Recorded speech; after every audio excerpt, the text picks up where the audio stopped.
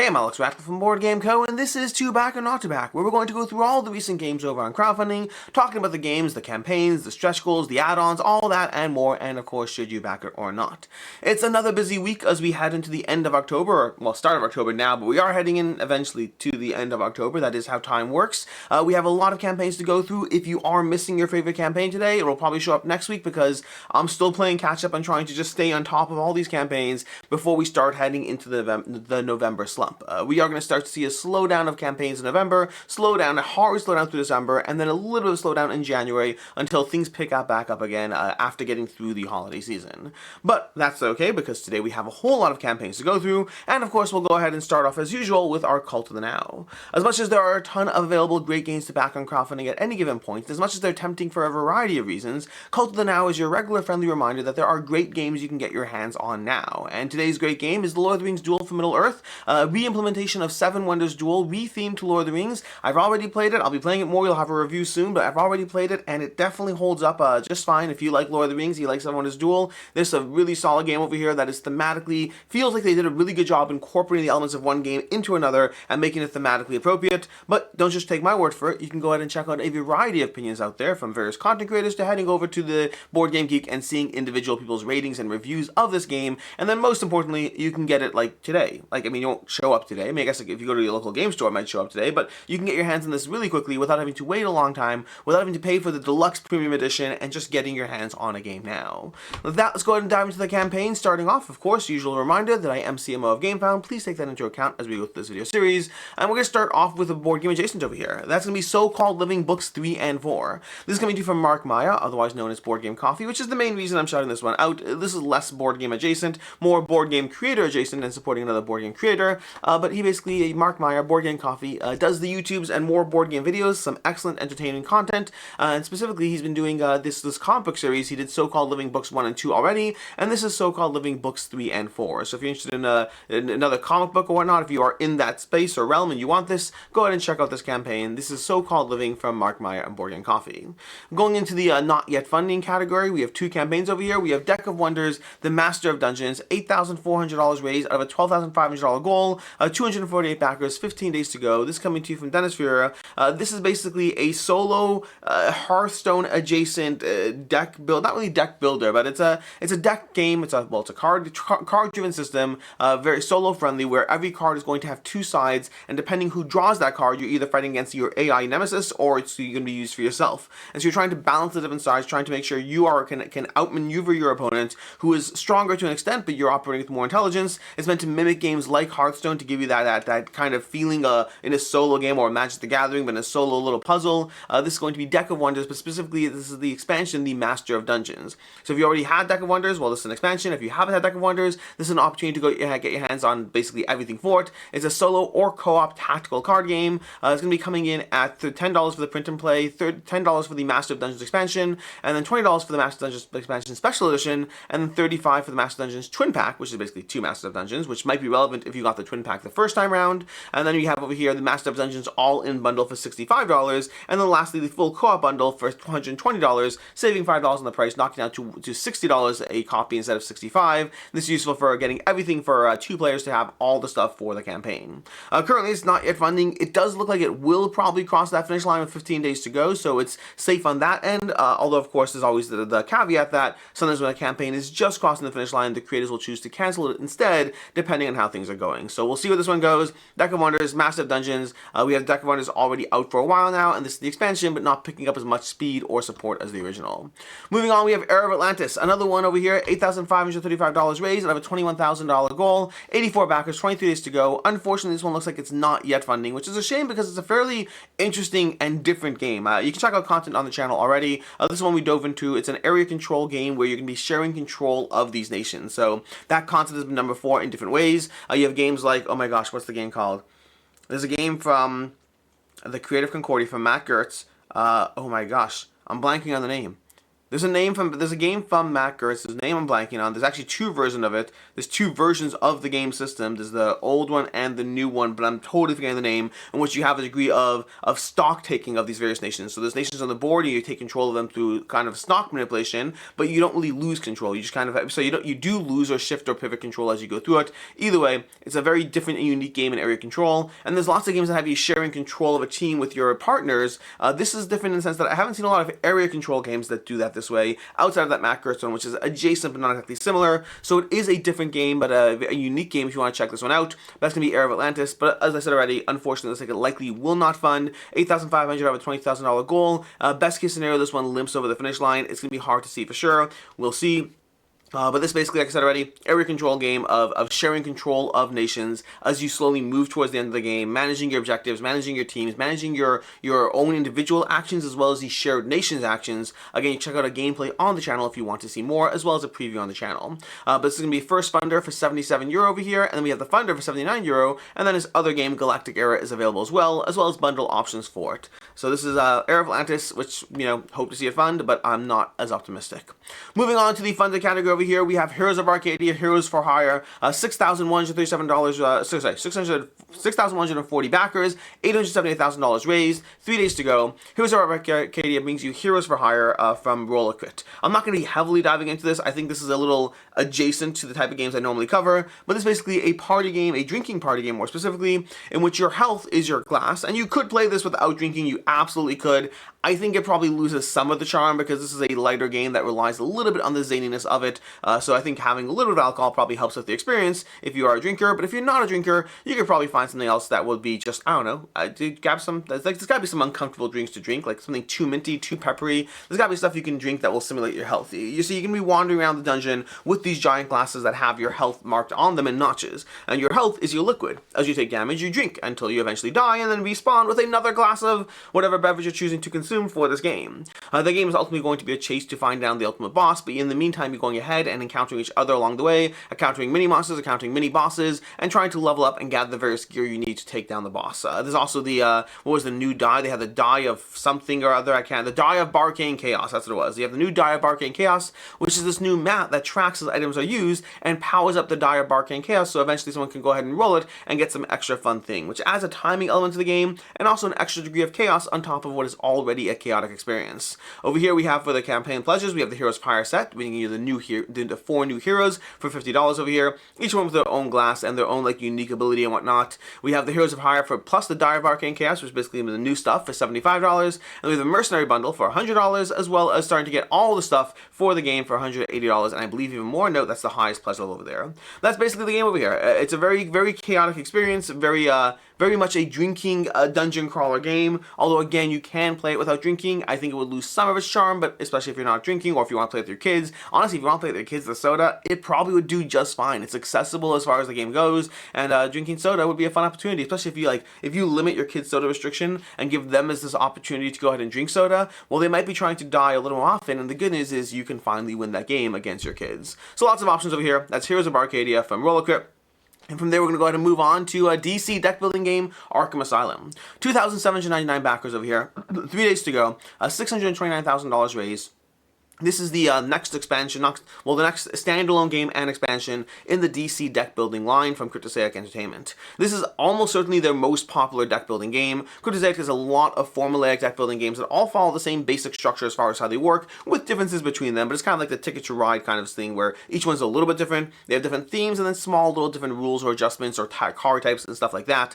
But this is going to be DC deck building game. I believe it's the most popular. They certainly have the most crowdfunding campaigns around it, and they seem to have the most expansions for it. I've played a few versions of this. I actually have the newest version of it on my table. Not this one over here, not Arkham Asylum, but whatever the last one. I have it on the floor, actually. Justice League After Dark. I have that ready to table and play. I want to try it out with my kid because we've played the original and enjoyed it. But either way, this is basically going to be a deck building game. It's not a cooperative deck building game. I believe there are cooperative modes of play. I will not be going through everything in this campaign, by the way, because there's so much stuff for this game. It's hard to fully encompass it. I'm going to be going on a general level through what DC deck building is, and then through some of the campaign things over here. But the basic idea is it's a deck building game with a ton of ways of playing. The default mode is going to be competitive play, where you're trying to take down the various villains as you go, but you will occasionally get in each other's way or attack other heroes and they can react defensively. So think of it as Batman and Superman sparring to take down Lex Luthor, but along the way someone's getting hit from the superhero side as well. That's the basic idea of the game. You can be like the card row, you can be dealing with the end villains, you're going to be going through those cycle of villains, and then from there there's a million different ways to modulate the game, a million different expansions or card types or all these things from rivals to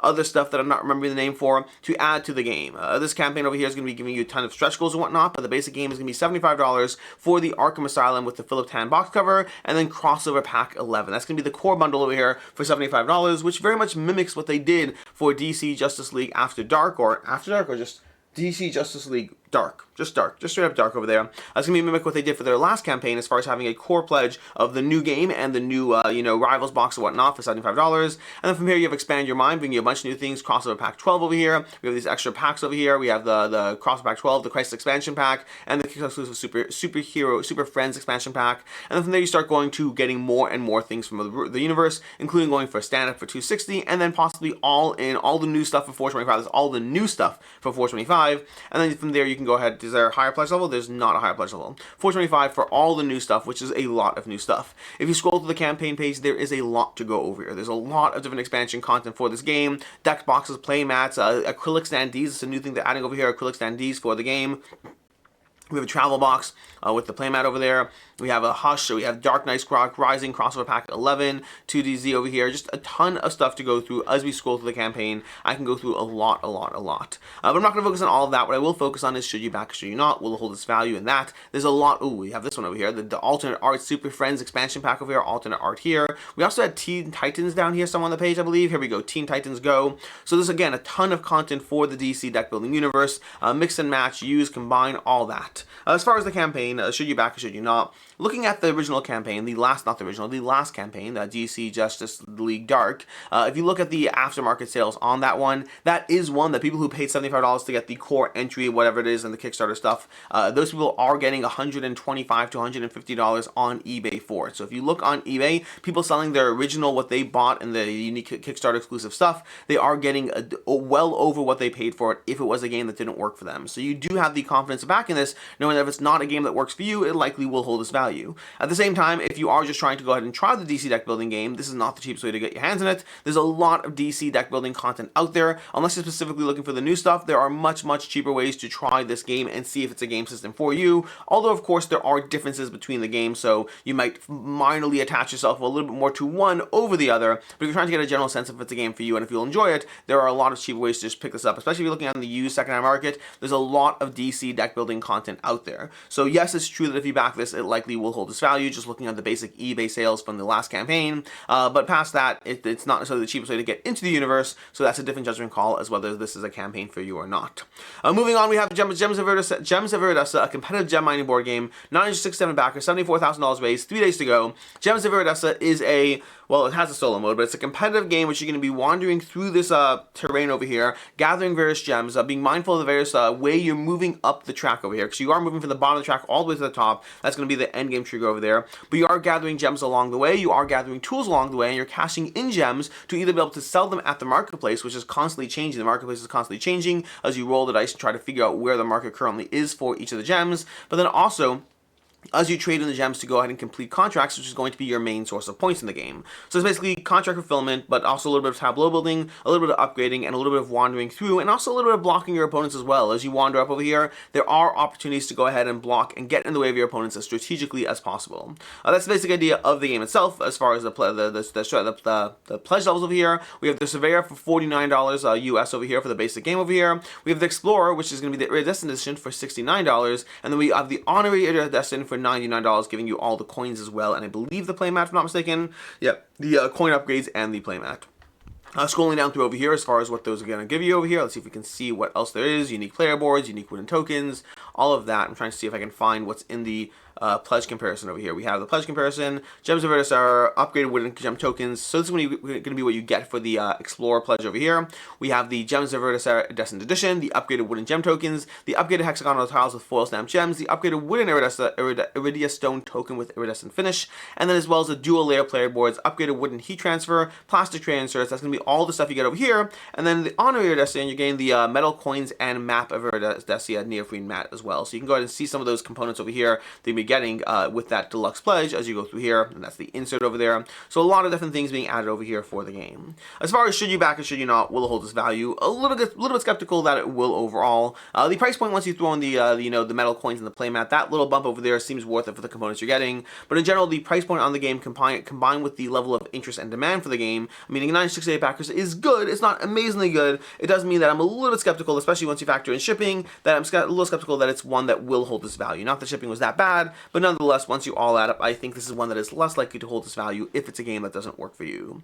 Moving on over here, we have DinoGenics new arrivals from Ninth Haven Games. $333,000 raised, 2,800 backers, 4 days left to go. This is the, I think, third campaign for DinoGenics and the newest version of, well, we have new arrivals over here, but more importantly, new arrivals is both an expansion as well as some small tweaks to the game, so it is available as an expansion for the game, but it's also in the future going to be its own new entry point to the DinoGenics universe. So if you are a fan of DinoGenics, or if you want DinoGenics, new arrivals will be its original, going forward it's going to be its own box. We have all the stuff together as one. So no more DinoGenics, no more Controlled Chaos, and no more new arrivals as 3 separate entries, but rather one separate big box, which also means this is important if you are someone that has DinoGenics and you don't want to go ahead and upgrade to an entirely new thing and pay for that. This campaign is especially relevant because this is your last chance to go ahead and get new arrivals as a separate expansion as opposed to the new version of the game. As far as what is DinoGenics, DinoGenics is a worker placement game of controlling the madness and chaos of your theme park as you basically try to go ahead and place your workers to gather various tokens, to gather various DNA and whatnot, to go ahead and breed your dinosaurs, to place those dinosaurs in the park, to gather new buildings, gather new workers, all these different things in the game. You're basically playing on the worker placement board that is this main board area over here.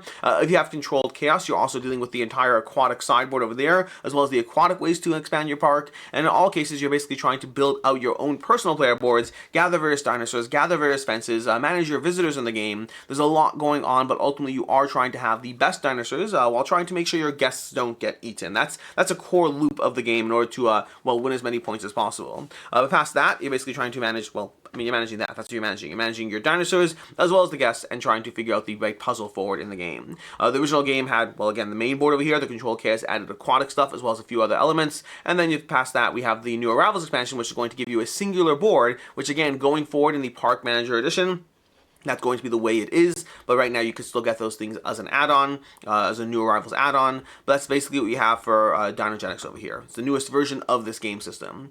For the campaign, we have $45 for the new Arrivals box, plus the Park Manager storage box, so all of that being added over here. So again, if you do want that kind of upgrade kit / expansion, that's going to be what the pledge level you want to get. And then for $139, you're getting the Park Manager Edition, plus DinoGenics, plus Controlled Chaos, plus new Arrivals, all those things together as one, to be able to go ahead and just get that just as is, which again, I believe going forward, if you look at the FAQ, I believe they say that they'll be doing that, is it an FAQ? Nope. Can I order Deep Shelf? Deep Shelf will not be as part of the campaign, but they will be on the website. That's the last game over here. I think over here is the Why Back Now section. In the Why Back Now section, we have over here, last chance to get Controlled Chaos and new Arrivals as standalone products. Moving forward, we'll only be offering DinoGenics in the complete Park Manager Edition. So again, that's going to be the new way to get your hands on DinoGenics. As far as the sold out aspect, that is very relevant. DinoGenics will have an extremely limited print run, will not be available to normal retail channels. That is definitely true. This is a game that historically has done well in the secondhand market because it is a well enough liked game and it's one that's been hard to get your hands on. Speaking of which, as far as should you back, should you not will hold its value, that exact point is the point.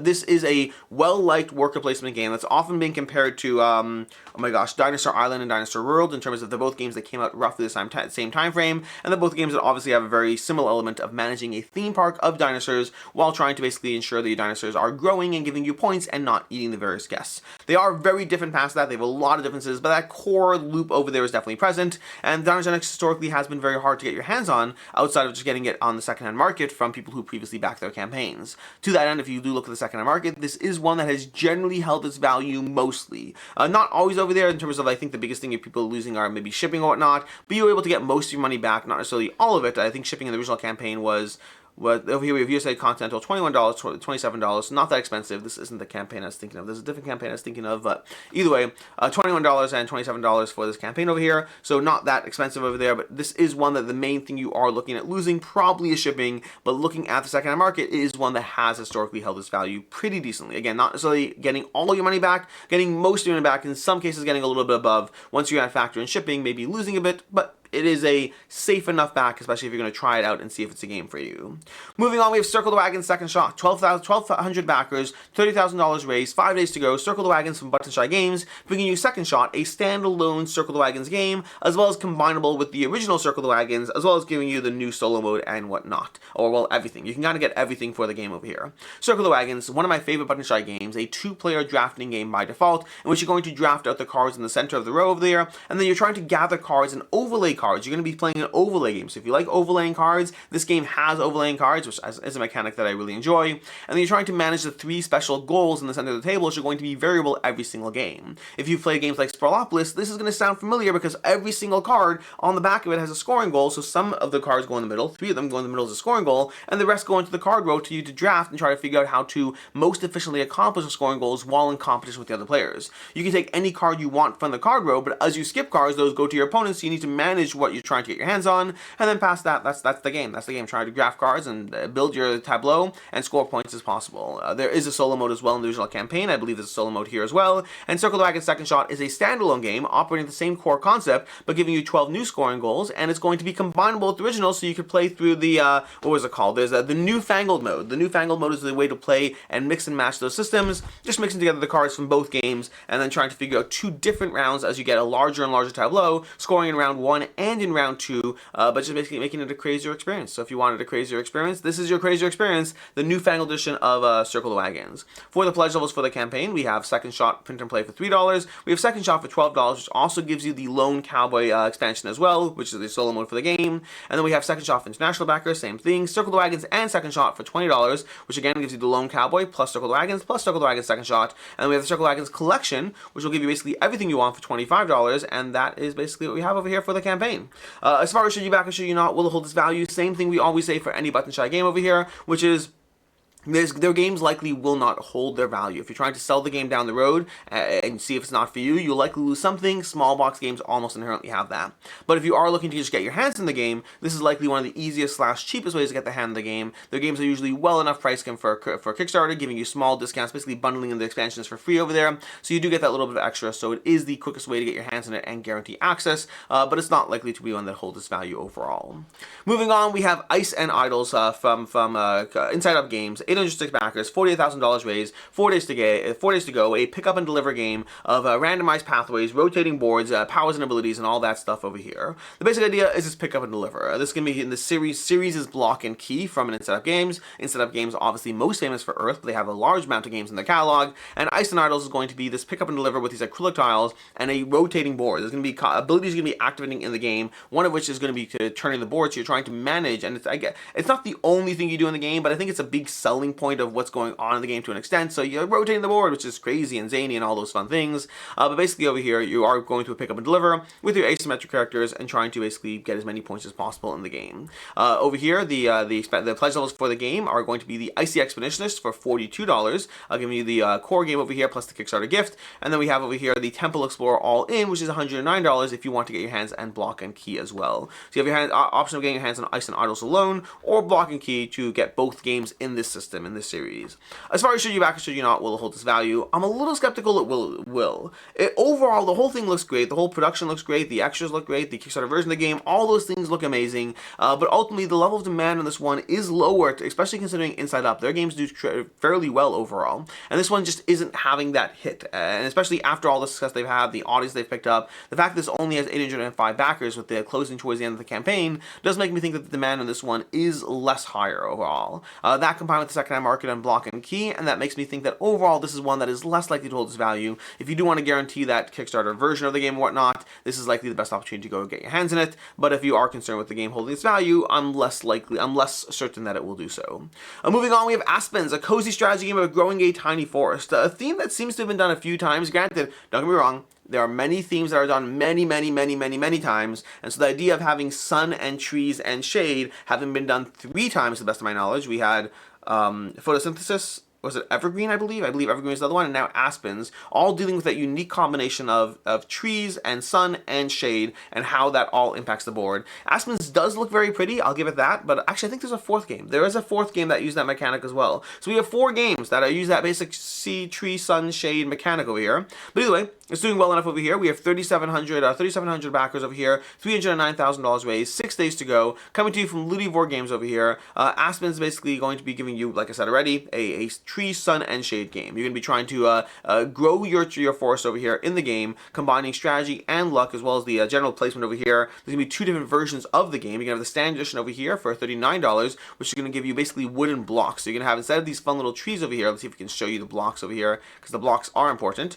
Here we go. Here are the blocks you're going to be getting. So you are getting wood components in the game, but you're not getting the same deluxe 5 pieces as the deluxe version of the game, which would be this version over here. And this is going to be $59, so an additional $20 to get your hands on those 120 wooden tree meeples, as well as a stunning box sleeve, a metal first player coin, and 2 beautifully printed bags, as well as planting a real tree. That's going to be what you get over here for the deluxe version of the game. So $20 extra gets you that version of the game. That's basically what we have for the campaign. Nothing too crazy over here. Shipping's going to run you over here. Shipping's going to run you, where is it? $14 or $19 for various bundles, which adds to that price point. Nothing too crazy, but definitely adds to the price point. As far as should you back or should you not, will it hold its value? It's hard to say for this one. Overall, looking at the popularity of it makes me think that yes, it will, especially when you combine those trees. Those trees, it's going to be a nice version of the game. People are going to want the deluxe version of the game with the tree meeples as opposed to the tree pieces. So that is going to enhance the demand for this game. So especially if it does turn out to be a good game that is well liked, people are going to want that nicer version of the game. So that the initial demand, plus the fact that there is a pretty big difference in terms of the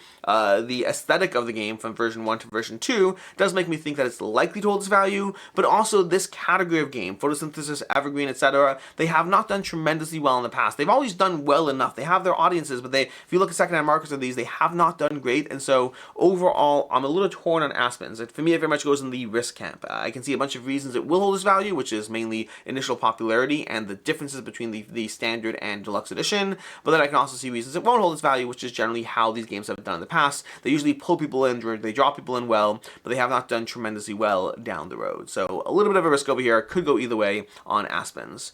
Moving on over here, we have Story of Many from Haunted Mill Games. 513,000 euro raised, 1,900 backers currently, 7 days left to go. Story of Many is going to be a cooperative fantasy board game for 1 to 4 players that has a ton of content. This game, I cannot emphasize just how much content there is in this game. This is a game that can keep you busy for a very long time. The game's going to have 3 levels to the game system, kind of, which reminds me a little bit of Iridia, The Past We Dare Tread, in the sense that you have this overland map, which you're going to be having this large adventure on. That's what you see right now in front of you. But as you go through the game, you're often going to be having little mini dungeons over here, which are, let me see if I can find any GIFs or something on the page. I don't know if I can. Let's see what we got over here. We have cards, but I want to see if I can show it to you. I might not be able to. Here we go. We have the overland map over here, which that part we've seen. And then we have the, let's see if we can see it. No, show me something other. There's so many things on this page, it's going to be impossible to go through it all. There's characters, there's add-ons, there's stretch goals. We have the individual cards. Show me the things, 'cause I want to see the things. But we don't get to see the things. No, we don't. Nope, can't show you the things. Anyways, so you're going to have the overland map over there, but you're going to have different kinds of dungeons you can go through when you dive further into it, because there's like 7 or 8 different modes you can have as far as the things you can do once you dive further in past that initial land map. So you have this initial giant exploration you're going through, then you have these little mini adventures and arcs, and some of them are going to be sequences of a few arcs, some of them are going to be an individual story, some of them are going to be mini dungeon crawls. There's all these kinds of different encounters you can have as you dive further into the world, and they're going to give you these little explorations where you place down these little cards and explore through the map, and then from there you can go into the actual combat encounters where you have a little sideboard where you're actually going to face off against the enemies you're facing off as you wander into a clearing or go into a building or all those things. So you have multiple levels of how you're going through this adventure over here, all while you're building up your characters in a very D&D-like approach where you build your character when you initially start the game, or the game gives you pre-generated characters, and then you get tons of stats and items and upgrades and all these various things that will really enhance your character. There's a whole catalog full of spheres, these extra abilities you have. There's so many things going on this game. This is a game that can keep you invested and entranced for a very, very, very, very, very, very, very long time. And before we get to the fact that there's also an expansion over here. We have the Story of Many, the Sunken Empire over here, compatible with both versions of the game. Speaking of both versions of the game, Story of Many has a basic standard price for €104, which is going to give you miniatures for the core heroes, but then standees for basically everything else. So if you look over here, through this over here, you're going to have your, again, all the cards, all the content. There's lots of ways to see all the stuff, but you're going to have miniatures for the heroes. Nope, where are they? Where are they? Do we have miniatures for the heroes? I think we have miniatures for the heroes. Am I missing? Did I scroll past them? We have miniatures. No standees. No, maybe we don't have miniatures for the heroes. I may be wrong about that. I may be incorrect about that. It's just standees over there. And then we have the Story of Many Elite Pledge, which that's going to give you all the miniatures over here. So let me scroll down over here, and we have in this one, we have the 68 standees. Nope, where are the miniatures? Am I missing this over here? The Elite Pledge over here? I could have sworn, miniatures, 64 miniatures over here. So we have the 10 classes, the humanoids, medium outsider, large creature. Basically, the game's not going to give you standees for every single enemy. The game's not going to give you miniatures for every single enemy. Rather, you're going to have miniatures for categories of enemies because there are so many enemies in the game that providing miniatures for everything would be a little intense and over the top. So you have categories. You have like, a small creature, a large creature, a humanoid, giant, all these different things that will represent the different enemies you're fighting in the game. So that's going to be the miniatures pledge over here, the elite pledge, and we have the all-in with the standee version over here, giving you basically everything for the all-in 4 standee. There's also the entire standee box. There's an entire box over here. Let's see if we can show you the box over here. Let's see if we can show you the ultimate standee box. This is going to give you basically 800 standees for the game. So you can see just punch board after punch board of all the various standees. So you basically have every single character covered as a standee, not as a miniature. You're not going to have miniature options for all the characters of the game. That's just too much, or at least I haven't seen it yet. Maybe there'll be add-ons or who knows what coming. But that's basically the idea of the game. And so you have the all-in pledge over there for the all-in for €240, giving you all the stuff for the game, the complete bundle and Story of Many. So there's a lot of things going on over here, but that's the basic idea. There's stretch goals to go through galore over here. They have new characters, new add-ons, new weapons, new tokens, all these various things being added on. We have the Book of Lore, the Foretell Iteration Bundle, combat grid overlays over here, giving you different types of terrain to like more further enhance you into that game over here. Extra sphere books, so all players can have their own books as they go through their full powers and abilities and everything. The Reaver, which is an extra class, which I believe was a follow gift, so if you follow the campaign, I believe this is automatically going to be added to the game over here. That's basically Story of Many. Lots of content for this game. You can check out various content on the game as well. People going through different story counters to get a sense of a feel for how the game plays. But basically, as far as should you back or should you not, will it hold its value? I think this one will hold its value. There's a lot going on in this game. There's a lot going on. I've only played through a small amount, so I can't give you a full review of it, not by any means, but I can definitely tell you that the story alone definitely pulled me in. The combat stuff is hard for me to gauge because I only went through an intro combat. I need to really level up my character and get a larger sense of the amounts of actual more of the abilities and mitigation and things like that that'll be in the game, as opposed to the combat I dove into is more simpler just because it's starting off. But overall, the game experience was fun, and the story just is overwhelming. The amount of content for this game is overwhelming. There's a lot of support and demand for this game already. I think the sheer amount of what you get for this game, in terms of the amount of gameplay content you're getting for the price point, is an absolute ton. So I do think this is one that is more likely to hold its value. I think this is going to have its cult audience. It is almost overwhelming with the amount of content, which means it will not be for everyone. That person looking for that game you're going to pull out and play every 7 months, this is not going to be a game for you because there's too much here to pull it out and play it every 6 months. But for that group who wants to dive into a game, or the group or the individual who wants to dive into a campaign game, this gives you a lot to chew on in a very rewarding way, at least from what I've seen of it so far. Moving on over here, we have Secret Recipe, a cozy game of clues and packs. 360 backers, $22,000 raised, 10 days to go, coming to you from Snowboard Games, who previously did Hike as their last game. Secret Recipe is going to have Grandma's got left out of her secret recipe. She's given all the players just a little bit of a part of the recipe, and players have to try to figure out through deduction what part various players have, and make various clues or guesses on what players have in the game. So it's basically primarily a deduction game. Think awkward guess, but with recipes instead of murder and mayhem. That's basically the basic idea of the game. The pledge levels here for the game are going to be twofold, I believe. We have the Apprentice Pledge for $43 for the basic version of the game, and then Grandma's Favorite, which is going to give you the Kickstarter exclusive deluxe bag, the expansion promo pack, as well as the Secret Recipe expansion being added for $65 instead of $43 for additional $22 for those three things. Not a ton to go over here. It's a deduction game with recipes and trying to figure out who's got what as you mark things off, discuss various other things, and then make your predictions in the game to score as many points as possible, and ultimately be the one to unlock Grandma's secret recipe.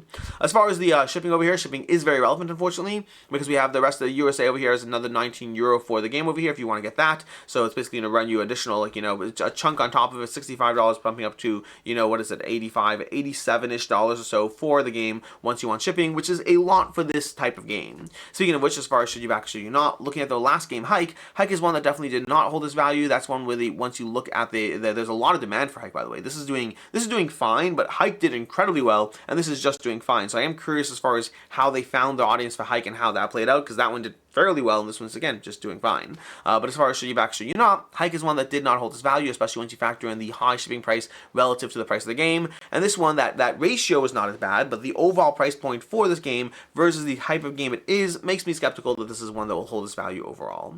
Moving on, we have Deliverance, Council of the Fallen expansion, and reprint over here. We have a bunch more campaigns to go through, not a crazy amount, but we still got some stuff to go through over here. With Deliverance, Council of the Fallen expansion plus reprint, 2,116 backers over here, $315,000 raised, 11 days to go. Deliverance coming to you from Lowen Games over here is basically going to be, Deliverance Council of the Fallen coming from Lowen Games is going to be the expansion for Deliverance, which is also going to be a reprint for Deliverance as well, so you can get your hands on for the first time. They're showing their newest stretch goals over here at the top of the page for those who want to see those over here. But the basic idea is Deliverance starts off as a skirmish game that has a campaign mode in it as well, but the basic idea is you have these angels are going to be leveling up their various talents throughout the course of the game, as well as gathering all this gear, and the combinations of talents and gear is going to power you up as you take on a variety of demons until you eventually take down the demon prince or whatnot throughout the course of this skirmish game, where you're basically going to be hacking and slashing your way towards victory while the enemies try to fight you and kill you along the way. Then there's also a campaign mode in the original game, but more importantly, Council of the Fallen focuses very heavily on giving you a variety of, extra stuff, from extra enemies to extra princes to extra, darkness cards to extra angels, an important part of there, as well as the two newest stretch goals over there for the two, not the newest stretch goals, but two stretch goals added, two angels added as stretch goals to the game as well. So you get a lot more content as far as, just basically the new angels, which each new angel comes with their own unique deck of talents. So there's also new items and new heavenly treasures or whatnot. So a ton of content being added in terms of just more stuff for the game. But there's also two other things to focus on, because Council of the Fallen is going to have a new campaign mode, which is going to give you a new way to play through another campaign of the game, giving you a slower degree of progression, but allowing you to play through a sequence of missions, giving you that longer sense of satisfaction. Or alternatively, you can play one-shot modes that operate a little bit like a campaign mode. So as opposed to a simple hack and slash skirmish game where you're basically just taking things down, instead you're playing much more like a dungeon crawl where you actually have objectives and things to go through, but you're still leveling up in the typical way, so it gives you that single-shot experience, but in a more thematic dungeon crawler experience. Think more like the scenarios, or I think scenarios in Zombicide or Massive Darkness or things like that. That's me what Council of the Fallen adds over here. Speaking of which, Council of the Fallen over here is going to be $79 for the expansion over here, and then we have the deluxe base game second edition for $89. Everything new for $119. It's going to give you some walls over here to cover those sections on the board. There's little light walls on the board. It'll give you a 3D element on that as well. And we have deluxe gameplay bundle for $149, as well as everything all in for $259, because you just everything you need for the game overall. So lots of new versions, lots of new pleasures for either people who want to dive into it for the first time, or people who are coming back to get people are coming back just to get the expansion content for the game. As far as should you back it, should you not, will it hold its value, all of that. The short version is mostly yes, not entirely. Like if you look at the original Deliverance campaign and the second-hand market on it, overall I'd say the main thing you're risking losing is shipping. Speaking of which, down here, shipping is not unreasonable. Shipping was the one that, I think shipping last time was $9 for the campaign, and this time it's $14, so it's really gone up. I mean, theoretically speaking, that's me being sarcastic if that wasn't clear. $14 for a game like this and all the content you can get for this, that is very much subsidized shipping over here. We have over here shipping subsidy, shipping expensive, so we're subsidizing over here. It is a cheaper shipping price than you see for this kind of content on these kinds of games, which is relevant to the should you back it part, because again, looking at the second-hand market last time and the overall sales on Deliverance, for the most part, it's one that people seem to have gotten most of their money back, minus a little bit. This is one of those games where you'll lose like maybe anywhere from 0 to 10-15% on the game as you sell it. It's not one that's selling for above what people paid for, but it's one in which you're able to get back most of your money if you find out that it's not a game system that works for you. Past that, you can check out a ton of content on the game, see overall opinions and ratings and reviews on from the original game to the new Council of the Fallen as well. That's going to be Deliverance, Council of the Fallen expansion, and reprint from Lowen Games. Moving on, we have Vrahode, Age of Prophecy. 179 backers, $19,000 raised, 13 days to go. Vrahode Age of Prophecy Adventure awaits the brave in this campaign game for 1 to 4 players, which you're going to go through a sequence of, I believe, 24 missions as you level up your characters, trying to find your lost friend in the game, trying to manage the various enemies you're taking on, as well as the sheer amount of skills and abilities, your racial abilities, the various skill abilities, your item cards, all those things you can be slotting into these custom dashboards over here while you try to take down, well, all the enemies along the way. There's going to be a few pledges over here. We're going to have the $79 for the core pledge, which basically the 6 ink wash miniatures for your main miniatures in the game, the characters and things like that, 4 heroes and 2 enemies. Then we have the 48 standees for everything else. And then for the rare pledge, you have $125, which gives you an additional 48 ink wash miniatures. So if you want miniatures for all the enemies as well, all ink wash as well, that's going to be the rare pledge. And then we have the legendary pledge of $155, which also gives you the minis upgrade, acrylic tokens, and matte finish card sleeves, basically giving you the all-in for the gameplay experience. As far as the game itself, like I said already, basically playing through a skirmish game, it's going to be a fairly standard dungeon crawler. I don't mean that in a negative way. You're just going to have your characters, you're going to have your, well, dungeon crawler campaign game, I should say. You're going to have your characters, you're going to be upgrading their abilities, you're going to be slowly leveling up, you're going to be managing your rest in the game because you're going to be choosing when and where to rest to try to recover, well, health or your, oh my gosh, your Rura or whatnot, which is like this economy using to buy spells. But basically you're trying to figure out as you go through this arc of 24 missions, how to stay alive as you go through a sequence of threats in the game, and to try to do so as efficiently and dastardly as possible. As far as should you back or should you not, will it hold its value? Given the low volume of backers, 180 backers, I am more skeptical this is one that will overall hold its value. I just don't think the level of demand is there. It's not a super expensive game, but it's also not super cheap, and I just don't think there's a ton of people who are displaying that interest, and that usually carries over to down the road as well. Moving on, we have Unmatched Adventures, Teenage Mutant Ninja Turtles over here, 6,876 backers, $957,000 raised, 14 days to go. This is Unmatched from Restoration Games, but their second iteration of Unmatched Adventures, which is the way you can take down the bosses cooperatively. Unmatched historically has been a competitive game. Unmatched Adventures was the first time they brought it to your table cooperatively, and now Unmatched Adventures Teenage Mutant Ninja Turtles is the second implementation in that series, second iteration in the series. So even though you could always mix and match more heroes from Unmatched into Unmatched Adventures Tales to Amaze, you were running a little limited on the number of bosses you can actually fight against, and this is going to add a whole bunch more bosses, so you can now have more boss variety. It's going to be doubling the boss variety. I think just doubling. I'll have to double check over here. But either way, Unmatched Adventures over here, you're going to have the free-for-all backers. They have limitless stretch goals, a new card every $25,000 raised. Currently at 31 cards so far, which is like 775,000. Does that sound right? I think that sounds right. $775,000 of additional funding is going to result in 31 cards over here. They started you off with 61 Beastman cards to start with, so whatever that math works out to, 150,000 less on that. But either way, we have the free foil cards for backers, the free foil promo card pack for each backer in the game, and we have the Turtle vs. Villains. You have Mikey, Referral, Donatello, Leonardo, all these characters in the game, as well as facing off against Shredder and Krang as your 2 ultimate villains in the specific scenarios that they're going to have, as well as their minions. We have Leatherhead, Rat King, Slash, Wingnut, Bebop, Rocksteady, and Baxter Stockman over here as the various minions of these main ultimate heroes, ultimate villains you're fighting off against in the game. You're going to have the allies and henchmen over here, which are going to be ways to modulate the difficulty. The henchmen over here are going to be making your game a little harder, and the allies making the game a little easier, which, similar to the original Unmatched Adventures, gave you ways to modulate the gaming to adjust it to whatever works best for you. We have Striking Shredder in New York City, and we have Tackling Krang in the Technodrome. Those are going to be the 2 scenarios you're going through, and that's basically what you have over here for Unmatched Adventures. There are more things going on over here, but that's the basic core idea of the game.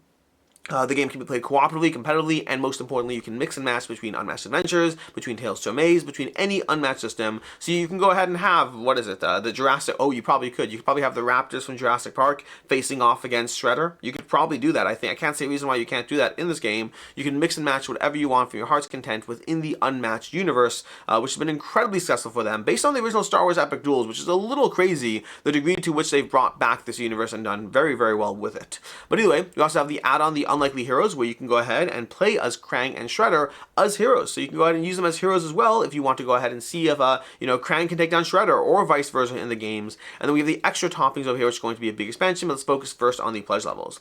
For the pledge levels, for $5 you get access to back kit. For $80 you get the basic core game system. I'll give you a copy of the game, stretch goals, the foil cards, all of that in the game. For the $225 is where you get everything else. So you're basically paying an extra $145 to get your hands on the everything else over here, which is going to give you all the goodies. It's going to give you the extra toppings. It's going to give you the deluxe token pack, the neoprene mat, the foil promos, and all the stretch goals. Which are going to go through some of those things as add-ons. I think the only thing it does not give you is the sleeves. So if you do want the sleeves, you will have to buy that separately. Just make sure you know that. Don't go like all in and think it's all in. Like, yeah, it's always hard when all-ins don't actually have everything, and the amount of research you have to do to figure out what is and isn't in it is always tricky in case you miss that one thing you want and only find out later and you're like, well, technically we didn't say it was all in, we just said it's the ultimate everything, which again, I get it. I just wish they'd even specify it here. Like, they do specify on the page. Good for them there. I wish they'd specify it here as well. Like, you do not get the sleeves. The tricky part is I don't believe they actually are able to tweak pledge levels in the game, in Kickstarter, which makes sense. So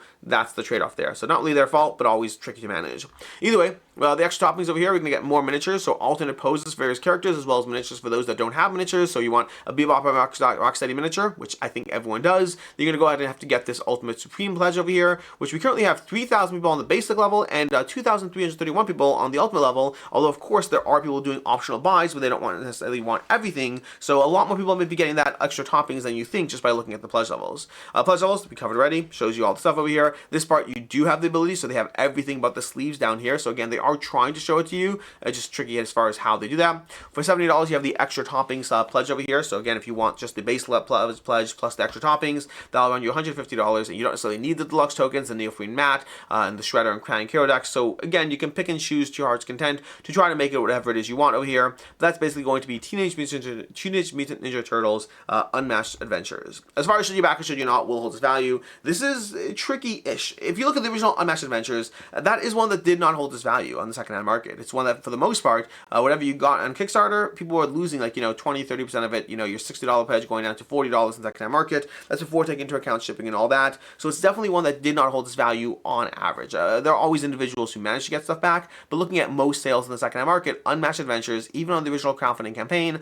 did not hold its value, which is a little surprising considering how well it was rated, but it could just be the large retail availability just made it one that it wasn't hard to get your hands on it, combined with the price point of the Kickstarter version. Whatever it was, it's one that did not hold its value. So by that alone, I'd say, well, this is not going to hold its value. The original one didn't. But it is different as soon as you throw in the Teenage Mutant Ninja Turtles, as well as the amount of exclusive content that's going to be hard to get your hands on down the road. There's a lot of content here that will not be readily available in the future. Most of the content is not going to be readily available in the future past the core base game. And so there's a lot of things here that are more likely, make the game more likely to hold its value when you combine a popular system with a popular IP and limited availability. Even though the original Unmatched Adventures did not hold its value, I think this one will hold its value. It is not a guarantee, not by any means. None of these things ever are, but I think just those combination of things does make me think it is more likely to hold its value overall.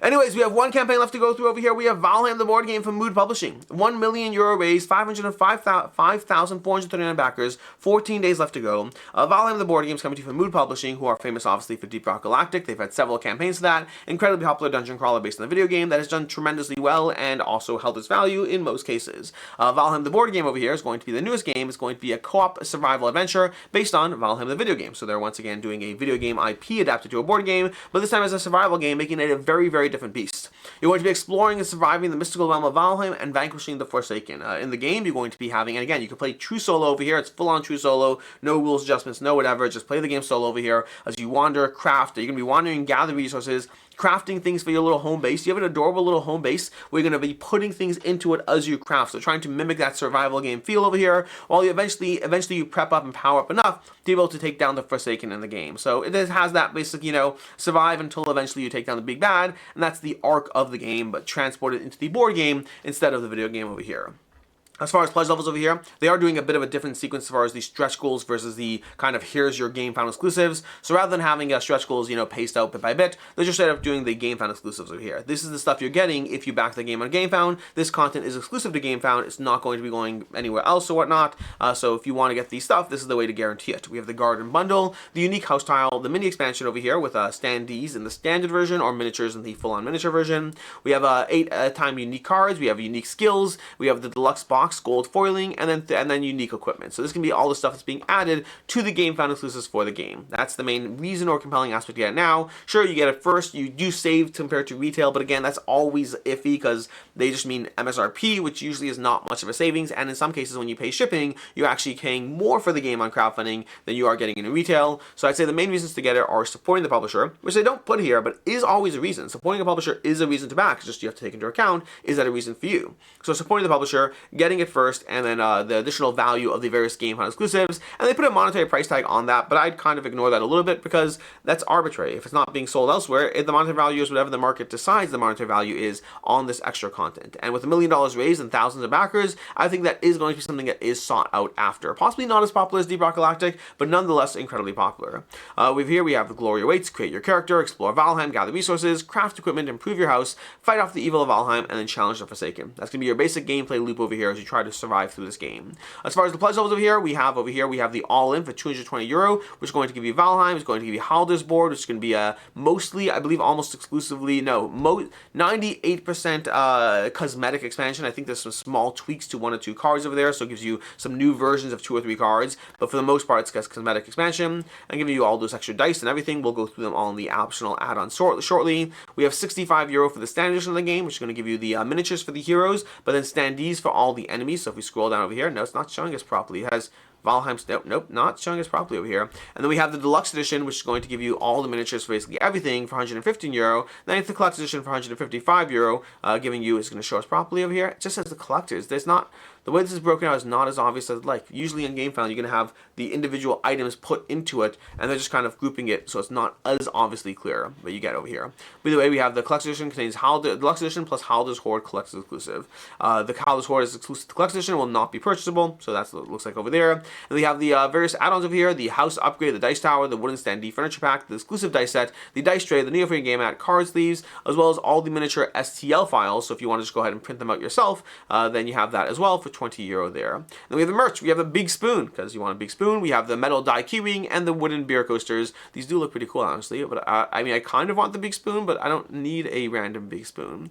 Anyways, that's what we have over here. Here's where we're showing the actual contents of the various deluxe edition of the game. The creature miniatures, showing you some examples of the various miniatures instead of the standees you're going to be getting over here. The troll, the abomination, the stone golem, the Forsaken miniatures. The standard edition will have standees instead of these Forsaken, so we have these various Forsaken, the Aether, the Elder, the Bone Mass, and the Motor over here, and that's basically what we have past when we start scrolling into the various game photos and whatnot. Anyways, as far as should you back and should you not, will it hold its value? Overall, this one, 14 days left to go, $1 million raised. This will likely cross $1.5 million if I have to guess. I don't know exactly where it'll end up. Not as popular as Deep Rock Galactic, but definitely close to it overall, which makes sense as far as the general types of games they are. I think a survival game in general is going to have less demand, because I think Valheim is actually more popular than Deep Rock Galactic, if I'm not mistaken. In the board game space, I think a survival game is going to be a little less popular, a little less sought after than a more of a standard dungeon crawler kind of experience, which the Deep Rock Galactic is. So overall, this makes sense. And then also the combination of the shift from a continuing added stretch goals, which gives you that excitement, to more of a here's your prepackaged goodies. While I understand why it's done, it always does provide a little bit less excitement to games when things are done that way. But anyways, as far as should you actually not will hold its value, I still think it will hold its value overall. The sheer amount of the sheer popularity of the game, the fact that this is going to be something that is sought after in general, and the fact that there are exclusives here means I think this is likely to hold its value, even if less so than Deep Rock Galactic. It's definitely a risk, all these things always are, but I would say you are probably safe as far as this campaign goes. Which brings us to the picks of the week. Picks of the week is where I go ahead and talk about 2 games, the game that I am most personally interested in, as well as the game that I think is most likely to hold its value. And those picks are both going to be not your typical giant big box. There's going to be no Story of Many here, no Valheim, don't get me wrong, both those are great games. Well, Story of Many is fun from what I played of it, and Valheim I haven't actually played, but definitely looks interesting, and I do want to play it. But for my personal interest pick of the week, we're going to go ahead and go with Circle the Wagons. I love Circle the Wagons. This game is so easy to table, so easy to play. I have so many log plays of this game. I love it. It's fun. It's a great game. It's cheap. It's accessible. It combines. You don't need to combine. Just get the new stuff. You don't need to get everything. You don't always need to get everything. It's a great, great game, especially if you're playing a 2-player. I have not played it solo, so I can't comment on the solo mode, but I love this game, and I'm very excited to have more content for this game because my content is overdue. I might just buy the entire thing because I probably could use it. My old cards are probably worn by now. I can't remember if I sleeved it. I usually don't sleeve Button Shy games because they don't fit back in if you do, but I probably should sleeve it. But anyways, Circle the Wagon is going to be my personal interest pick of the week. And then the game that I think is most likely to hold its value, weirdly enough, is going to be DC deck building game. just looking at the aftermarket and the sheer ratio of what people paid for it versus the average sell price, DC deck building game is easily the one that is most likely to hold its value from anything we talked about today, just based on past performance. I say that with a drop of skepticism myself, because like it feels like this isn't the one that is most likely to hold its value. But looking at the original campaign, I can't argue with the numbers. The numbers are there. People are paying $75 and getting back a regularly $125 to $150 on what they paid for the game, granted shipping as well. But usually holding its value is not about making money. Holding its value more often than not in these videos is about the ability and the freedom to purchase a game, and if it doesn't work for you, you'll get most of your money back and possibly even get a little bit more back. Sometimes you do find those games that go for above what you paid for them. It's just DC deck building game isn't one that I would have thought of, but clearly I was wrong, because based on the past campaigns it is. So I think this is the one that is most likely to hold its value, and even I'm skeptical of myself as I say it. And that's basically what we have. As far as the upcoming campaigns, we have coming up next week, we have Above and Below launching shortly. Above and Below Haunted with 9,000 people following this campaign, launching in 24 hours. And similarly, we have Heracari Blades of Honor reprint, another 9,000 people following this for another reprint and expansion. So Above and Below is going to be a standalone game that is going to be a spiritual successor to Above and Below. And then we have Heracari is going to be an expansion and reprint, both of them launching in the next day. And that is everything. Until next time, I'm Alex Radcliffe from Board Game Co. I hope you appreciate this video, and as always, I hope you have a good one.